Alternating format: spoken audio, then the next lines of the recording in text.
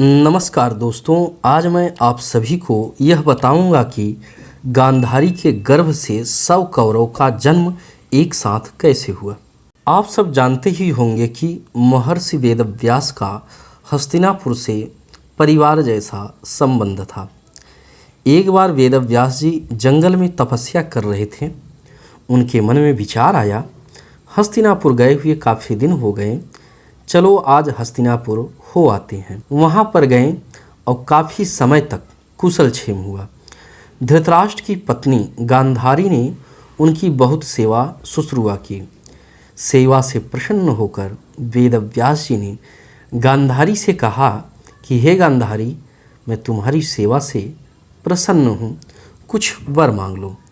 गांधारी ने कहा, हमें आशीर्वाद दो कि मुझे अपने पति के समान बलवान 100 पुत्र प्राप्त हो। व्यास जी ने तथास्तु कहकर वहाँ से चल दिए।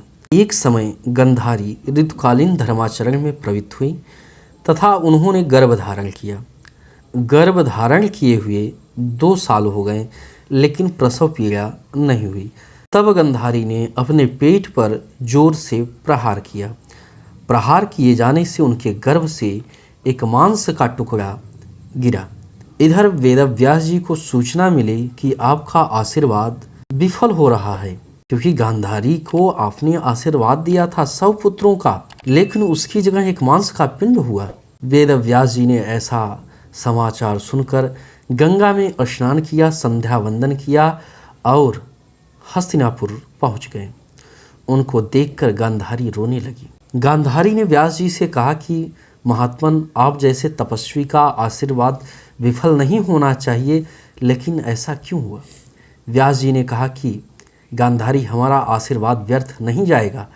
व्यास जी ने हाथ में जल लेकर उस मांस के पिंड पर छिड़का। उसके 101 टुकड़े हो गए।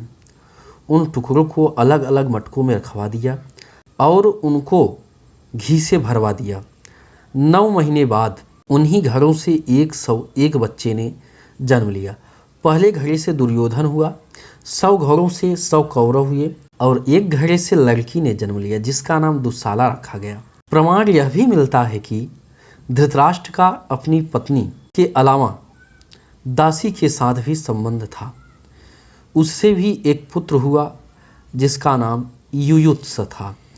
महाभारत के युद्ध में 100 कौरव भीम के द्वारा मारे गए थे। उसमें एक बच गया था और बचे हुए का नाम अगर आप जानते हैं तो कमेंट में ज़रूर लिखना। और हाँ, वीडियो अच्छी लगी हो तो लाइक और सब्सक्राइब ज़रूर करना। घंटे वाला बटन दबाना ना भूलना।